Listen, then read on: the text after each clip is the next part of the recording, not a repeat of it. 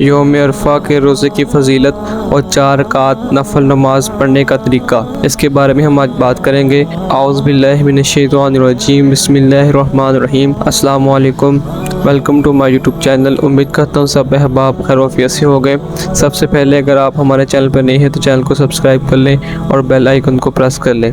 حضور اقدس صلی اللہ علیہ وآلہ وسلم کا ارشاد مبارک ہے کہ جو شخص ذی الحج کے 9 دن یعنی کہ یوم عرفہ کے دن کا روزہ رکھتا ہے، اللہ پاک اس کے 1 سال کے پچھلے اور 1 سال جو آنے والا سال ہے اس کے جو کبیرہ گناہ ہے اللہ پاک اس کی مغفرت فرما دیتا ہے۔ تو روزے کا اہتمام کریں اور اللہ کے رسول کا عزت کریں۔ اور ہم 4 رکعت نفل نماز پڑھنے کا طریقہ آپ کو بتلائیں گے۔ انشاءاللہ العزیز آپ کی جو بھی حاجت ہے وہ انشاءاللہ العزیز اللہ کے فضل و کرم سے وہ پوری ہو جائے گی۔ آپ نے 4 رکعت نفل نماز ادا کرنی ہے۔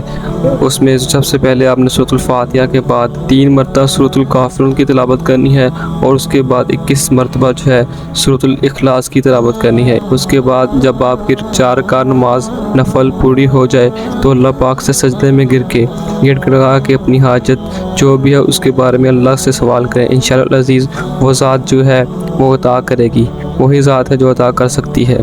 اللہ اور اللہ کے رسول کا ذکر کریں، حضور پاک صلی اللہ علیہ وآلہ وسلم پر درود شریف پڑھیں، نماز پڑھیں۔ اگر ویڈیو اچھی لگی تو لائک کر دیجیے گا، اگر چینل پہ نئے ہیں تو چینل کو سبسکرائب کر دیجیے گا۔ اللہ پاک آپ کا حامی و ناصر ہو۔ اللہ حافظ۔